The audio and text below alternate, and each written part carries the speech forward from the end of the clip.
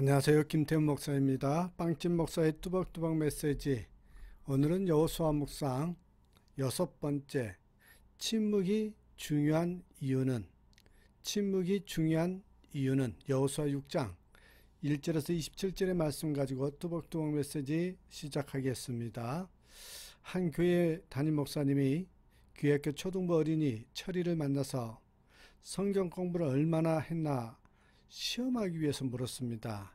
이야기는 다 들어보셨을 이야기인데요. 얘야, 여리고성을 누가 무너뜨렸지? 이 아이 얼굴이 벌개지면서 제가 안 무너뜨렸어요. 목사님은 조금 어이가 없어서 교회 학교 그 반 담임 선생에게 여리고성을 누가 무너뜨렸냐고 물었더니 철이란 녀석이 자기가 안 무너뜨렸다고 대답합니다. 라고 했습니다. 그때 선생님 목사님, 철이는 착한 아이입니다. 그 애가 안 무너뜨렸다고 했으면 틀림없이 그 애가 한 짓은 아닙니다. 너무 황당해서 당일 시간에 교회학교 부장 장로님께 자초지종을 말했더니 장로님 어디가 무너졌는지 조사해서 저희 부서에서 잘 세워놓겠습니다. 라고 했다라는 조크가 있습니다. 여리고성이 무너진 이야기를 나누고 있습니다. 하나님의 백성들이 장애물을 정복하는 전략이 소위 여리고성 돌기 작전입니다. 이 여리고성 돌기 작전 이후에 그 다음 지시가 무엇입니까? 그 지시에 한번 주목했으면 좋겠어요. 바로 뭐라 그랬냐면 침묵하라 라는 것입니다. 침묵하라는 것이 의미는 무엇일까요? 여기서 침묵하라 라는 그 의미는 첫째는 내 눈이 하나님만 바라보는 것이요. 둘째는 내 귀로 하나님의 음성을 듣는 것입니다. 10절 말씀을 한번 보시겠습니까? 10절 말씀을 한번 보십시다. 여호수아가 백성에게 명령하여 이르되 너희는 외치지 말며 너희 음성을 들리게 하지 말며 너희 입에서 아무 말도 내지 말라. 그리하다가 내가 너희에게 명령하여 외치라 하는 날에 외칠지니라 하고, 여기 한 절 말씀 속에 여러분 침묵에 관한 명령이 3번이나 반복적으로 등장합니다. 본문의 장면을 한번 상상해 보십시오. 모두 아무런 말도 하지 않고 침묵하면서 성을 돌고 있습니다. 들려오는 소리는 울려 퍼지는 나팔 소리뿐입니다. 성경에서 나팔 소리는 하나님의 음성, 하나님의 위엄, 하나님의 행동, 그 의미를 담고 있습니다. 예수님께서 재림하실 때 천군 천사들의 나팔 소리와 함께 오실 것입니다. 천사장의 나팔 소리는 하나님의 역사 속에 개입하신다는 것을 의미합니다. 모두가 침묵하는 가운데 크게 울려 퍼지고 있는 나팔 소리를 한번 상상해 보십시오. 그 소리를 들으면서요, 이스라엘 백성들은 하나님께서 이 사건에 개입하실 것임을 확신할 수 있었을 것입니다. 하나님은요, 이스라엘 백성들에게 침묵하라고 왜 그랬느냐는 거예요. 왜 하나님은 이스라엘 백성에게 침묵하라고 했습니까? 그것은 여러분, 나팔 소리를 통해서 선포되는 하나님의 음성을 들어야 했기 때문입니다. 만약 그들이 자유롭게 떠돌며 성을 돌았다면 어떻게 됐을까요? 그들 대부분이 나팔 소리를 듣지 못했을 것입니다. 혹시 그 나팔 소리를 들었다 할지라도 그 나팔 소리에 담긴 하나님의 음성을 깨닫지 못했을 것입니다. 그들은 모두 13번에 걸쳐서 성을 돌았지요. 돌면서 무슨 생각을 했겠습니까? 굳게 닫힌 성을 보면서 한편으로는 더 절망적인 생각이 들지 않았을까요? 도저히 열릴 것 같지 않고 그 높고 굳게 닫힌 성을 볼 때 절망할 수밖에 없었을 것입니다. 그러므로 만약 자유롭게 말하도록 두었다면 그들은 나팔 소리를 듣는 것보다 그들 스스로 절망의 참말을 서로 주고받아서 오히려 서로가 서로에게 낙심시켰을 것입니다. 그런 상상이 들지 않습니까? 그런 생각이 저는 듭니다. 부정적인 말, 불평적인 언어가 난무했을 것입니다. 야, 돌고 돌다가 돌겠다. 돈다고 무너지냐? 돈 사람만 도는 거야. 너도 돌면서 돈 척하는 거야. 돌았니? 돌게 돌고 있네. 뭐 이런 것 때문에 하나님은 침묵하게 하셨을 겁니다.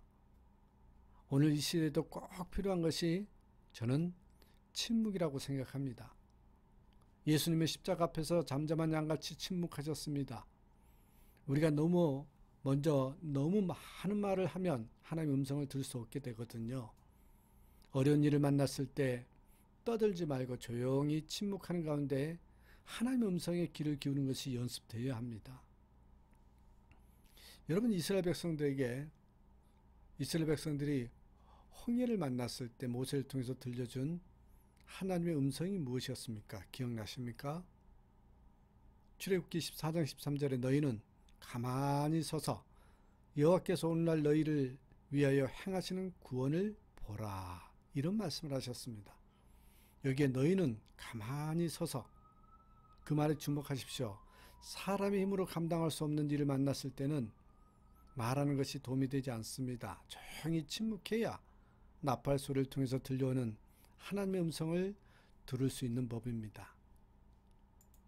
지금 막다른 골목이 있습니까? 도저히 내 힘으로 감당할 수 없는 절망에 혹시 처해 있습니까? 그렇다면 조용히 하나님의 음성에 귀를 기울이십시오. 그분의 음성 속에 여러분의 살 길이 있습니다. 절망을 헤치고 일어설 수 있는 새 힘은 오직 하나님께로부터 나오는 것입니다. 그러므로 아무 말이나 하지 말고 조용히 하나님의 음성에 귀를 기울이시길 바랍니다. 여러분, 독수리가 가장 좋아하는 먹이가 두루마리라는 겁니다. 두루미새랍니다. 두루미. 독수리가 제일 좋아하는 먹이가 두루미란데 독수리가 두루미를 먹잇감으로 가장 좋아하는 이유가 뭔지 아십니까? 두루미를 사냥하기가 가장 쉽기 때문입니다.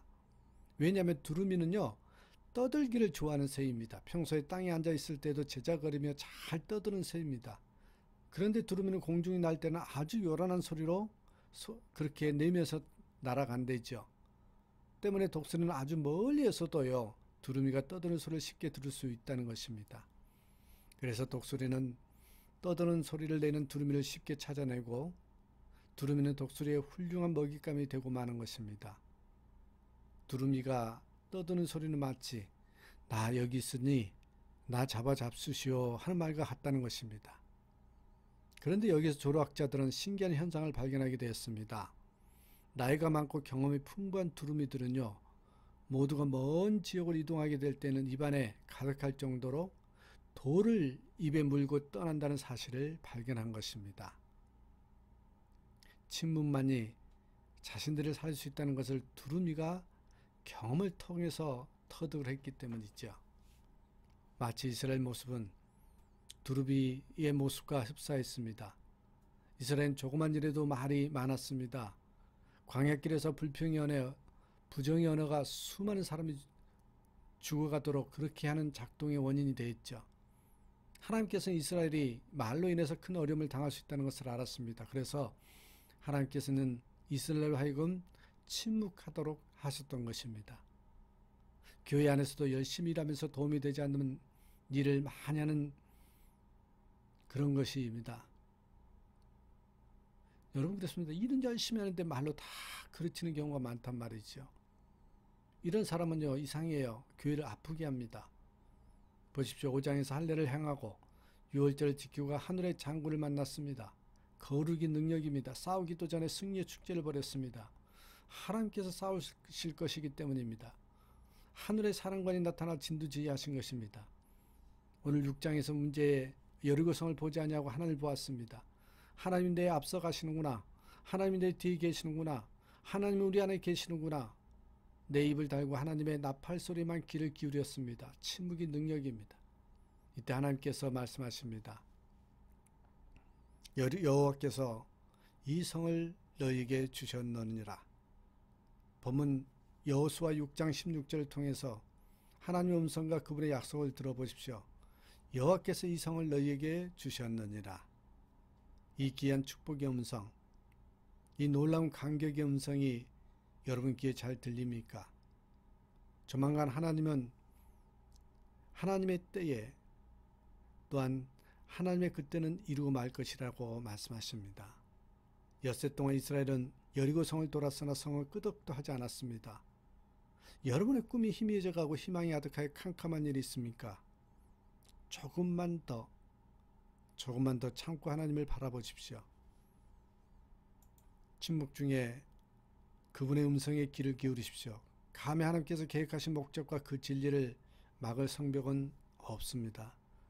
여러분은 반드시 신앙에서 승리할 것입니다. 모든 삶에서 특별히 인생에서 승리할 것입니다. 백성들의 함성에 무너진 것이 아닙니다. 여리고성이 하나님이 무너뜨릴 것에 대한 믿음으로 너무 기뻐서 감격의 환성을 지른 것입니다. 이스라엘 백성의 함성은 바로 하나님께서 여리고 성벽을 무너뜨리는 데 대한 감격의 환성이었습니다. 여기 신앙의 나팔이나 백성들의 함성은 불신앙의 신음이나 낙심한 심령들의 한숨 소리와는 전혀 다른 것입니다. 난공불락 여리고 성벽이 어떻게 무너졌을까요? 고고학자들의 조사에 의하면 여리고 성은 밖에서 안으로 무너진 것이 아니라 밖으로부터의 공격이 아니었다는 증거죠. 안에서 밖으로 무너져 있었다라는 증거입니다. 무너져 내린지라 20절에 그렇게 말하잖아요. 그러니까 지진 같은 현상에 의한 것이라고 할 수 있습니다. 결론은 이것입니다. 사람이 아닌 하나님이 무너뜨리신 것입니다. 더 놀라운 사실은 외벽에 한 부분만이 무너지지 않았는데 고고학자들은 아마 이곳에 라합의 집이었을 것이라고 추정합니다. 여러분, 본문에서 이어지는 결과를 보십시오. 20절에 이에 백성은 외치고 제사장들은 나팔을 불매 백성이 나팔 소리를 들을 때 크게 소리질러 외치니 성벽이 무너져 내린지라. 백성이 각기 앞으로 나아가 그 성에 돌아가서 그 성을 점령하고. 27절 보세요.